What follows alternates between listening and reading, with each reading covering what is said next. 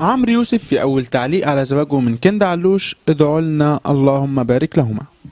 بعد أن تداول منذ أيام خبر عقد قران الممثل عمرو يوسف على الممثلة السورية كندا علوش في سرية تامة، خرج عمرو عن صمته ليوجه بالشكر كل من هنأه بعقد قرانه.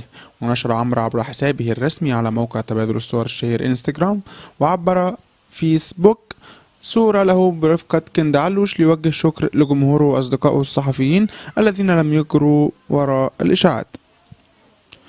وكتب عمرو: لكل أهلي وأصحابي وحبايبي، فرحتكم بينا زادت من فرحتي 1000 مرة، محبتكم واصلة لنا ومفرحانا فوق ما تتخيلوا. شكرا شكرا شكرا ليكوا على محبتكم ودعمكم اللا منتهي. شكرا لكل صديق بارك من قلبه. شكرا لكل واحد وواحدة من الجمهور فرح لنا من قلبه. يا ريت لو أقدر أشكركم واحد واحد بالاسم. شكرا لكل الصفحات اللي بتحبنا وبتدعمنا من قلبها سواء على فيسبوك أو انستجرام وتابع. واخيرا شكرا لكل صحفي محترم ابتعد عن الاشاعات وتحرى الدقه في كلامه. اصل في اشاعات كتير اتقالت كلها غلط، بس انتم عارفين ما بردش عليهم.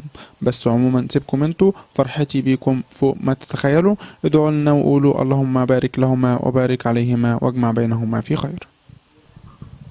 عمرو وكندا تقابلا في 5 أعمال فنية، هما فيلم بارتيتا في 2011 وفيلم واحد صحيح في 2012 ومسلسل نيران صديقة عام 2013 ومسلسل عاد التنازلي وعرض في رمضان 2014 وأخيرا فيلم هيبتا المحاضرة الأخيرة في 2016.